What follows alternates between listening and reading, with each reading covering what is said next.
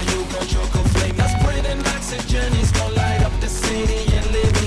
guys, Kat Calm here with Studio Sweat and Studio Sweat On Demand, and I was thinking last night, what is one of the most common mistakes that I see in studio that I know also happens with people at home?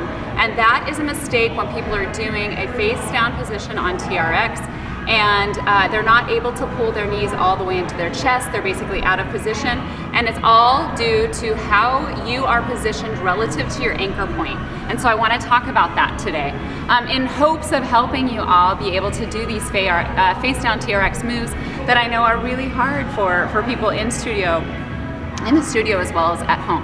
So Bethany, bring it into a plank position.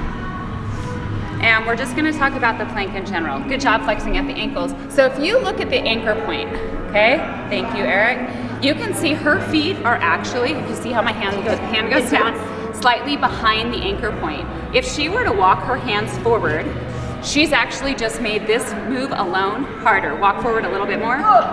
Even harder. Walk forward a little bit more. Even harder. Walk back, walk back, walk back. Okay, basically think about kind of the middle zone being your feet right in line with that anchor point. That's going to be what I would call moderate intensity in the face down position. You can rest on your knees, sweetheart. Okay, you're so welcome. That was hard. So think about in line as your moderate position. If you want it to be a little easier, think about your feet behind the anchor point. If you want it to be a little harder, you want your feet to be in front of the anchor point. The most common mistake I see is people are too far forward. Okay, they're too far in front of their anchor point. Now, those of you that are at home, I understand you have the limitation of your door. You're starting at moderate intensity period, okay?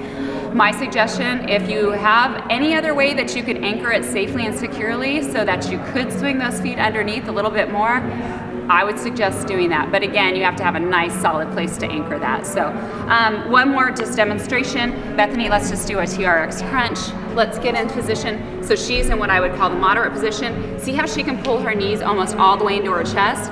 That's kind of what you're looking for at all times. If you can't bring your knees all the way into your chest, Bethany, walk forward.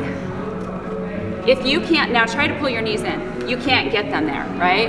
That tells you you're probably too far away from your anchor point and you need to step those hands back, okay?